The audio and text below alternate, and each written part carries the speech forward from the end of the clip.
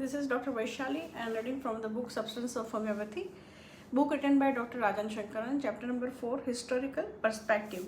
As long as man has known disease, he has tried to attribute it to some or the other cause, trying to find some order in this onslaught on his health, attempting to classify them. Such classifications offered a feeling of security against the unknown.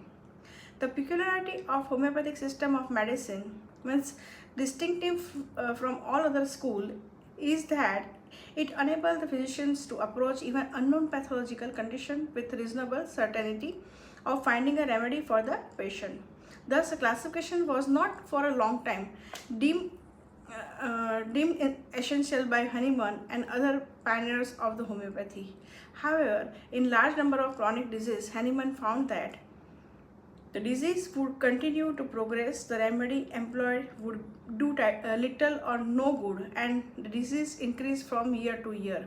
Even when the treatment was apparently conducted strictly in accordance to the doctrine of homeopathic art as hitherto known, their commencement was cheering, their progress favorable, their issue hopeless.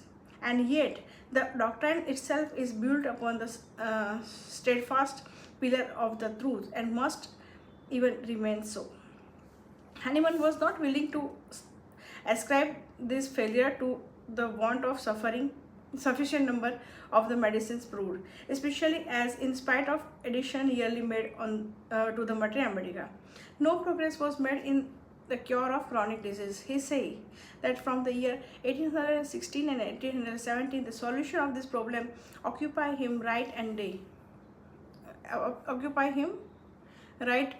and night, and at length he succeed in solving this sublime problem through unremitting thoughts, indefatigable inquiry, faithful observation, and the most accurate experiment made for the welfare of humanity.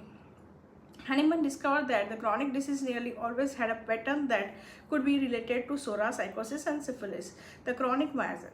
He proposed that the chronic disease resulted from the badly suppressed scabies, means itch, gonorrhea, means discharge, and syphilis means ulcer, respectively.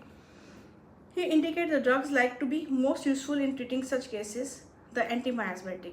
With these few new topics understanding of the chronic disease, Hahnemann found that one become able to deliver mankind from the numberless torment which have rested upon the poor sick owing to numberless tedious disease, even as far back as history extend. A great boon which had not been put within their physicians' reach by what homeopathy had taught hitherto. This was the historical perspective, and chapter number 5, the purpose of classification.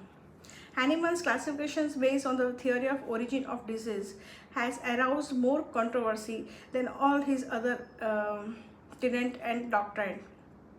All that he had written earlier, means in drug proving, law of similia, simplex, minimum, etc., makes profound sense, being logical, and it seems personable. Personally, it is reasonable to study his classification without going into the argument as to whether his theory is sound or not. If the classification is of a particular practical utility, if the theory can be understood in spirit and applied in practice, we accept it. If not, if now we deserve, we accept it. But if now, if we not accept, we can't accept, we discard it.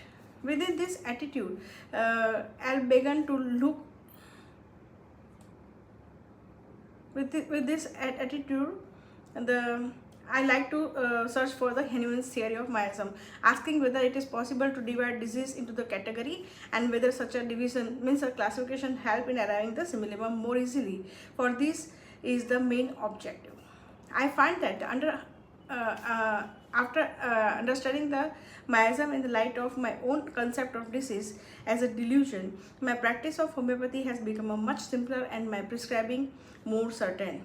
Any classification is just a mean to an end, a way of looking at things. The particular classification has helped me in greatly simplifying remedy selection. I would like liken to liken it to map which put you on the correct state, whereon you could knock at the individual door and look up the occupant.